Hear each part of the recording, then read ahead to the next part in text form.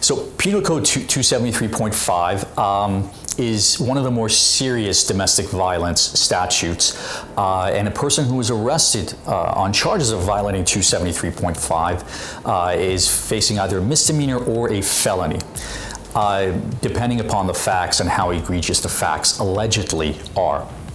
Obviously, if you're arrested on such charges or any charges, it does not mean that you're guilty. It may very well be that you're innocent. But the presumption by the police will be that you're guilty of the crime. That's when the arrest occurs. In order to be charged with 273.5, or rather to be convicted of 273.5, there needs to have been some physical injury resulting from an altercation with your spouse, live-in partner, roommate, or what have you. Therefore, if the police arrest someone based upon that, they will make an allegation that the alleged victim was injured. Maybe a bruise to his or her face or body part. Even a slight scratch to an arm can trigger allegations of 273.5. And the district attorney's office, upon investigation, will decide if they're going to file it as a misdemeanor or a felony. And again, depending upon the facts. Was it a light scratch on the arm, allegedly? Were there serious bruises on the alleged victim's face? All of these play into how such a case will be charged and how it will ultimately be determined. There are a number of defenses to a charge of felony or misdemeanor 273.5. One of them is that you were acting in self-defense. Person struck you and you were defending yourself, for instance.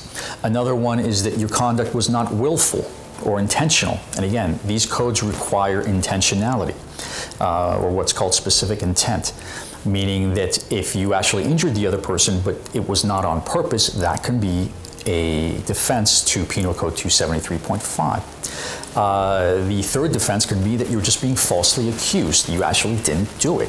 And if there are no witnesses, and there's no admission by the defendant, it could be that the case is weak.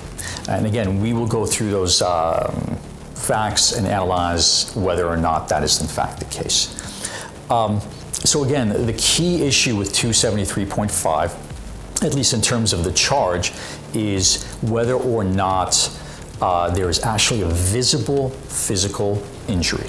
Without one, chances are you'll probably be charged with a 243E1, which, as I've stated in a separate video, is the less serious statutory authority that applies to domestic violence. 243E1, as I've stated, is generally a misdemeanor. And generally, if the facts suggest it, and if there is no visible physical injury, then you will likely be charged with a 243E1. There are cases where a person may be charged with the more serious 273.5, but in the middle of the case, because their attorney did work properly or fought the case properly, and the evidence came out that there was really no physical injury, the district attorney's office has the discretion to lower the charge to, say, a 243E1. And these cases, it can also ultimately, possibly if the evidence is lacking, if the witnesses are not believable, the case can also be dismissed under certain circumstances. An example of a 273.5 case was one I handled several years ago, where my client's girlfriend, who was an actress at the time, had alleged that he had beaten her up physically.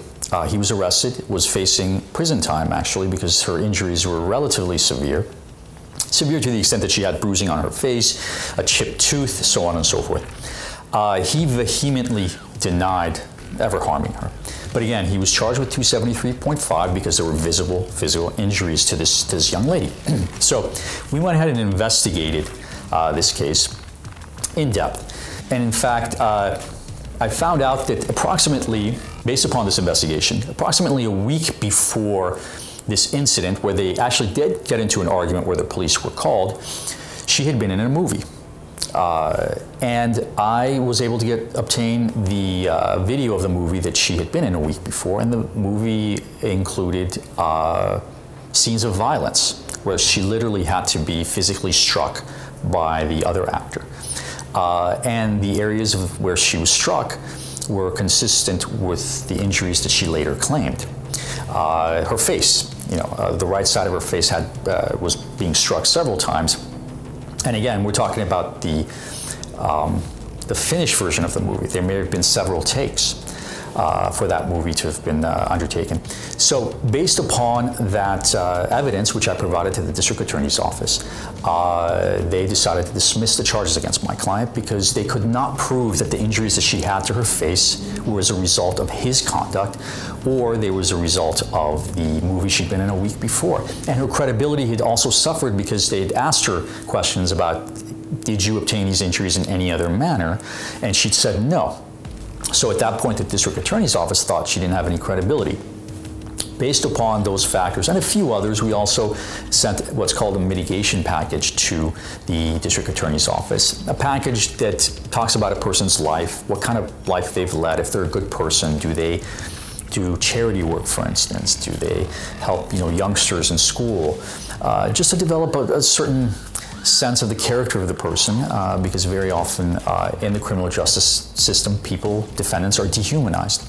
That in conjunction, and this man had done a lot of good works, that in conjunction with the video led to a complete dismissal of the case against him, and he was very happy about that result. So if you have been charged with violating Penal Code 273.5, we do offer a free consultation. Please contact us. We will go over your case with you patiently and in depth. We will tell you what strategies and options are available to you, and we will do everything we can to help you reach a positive result for your case.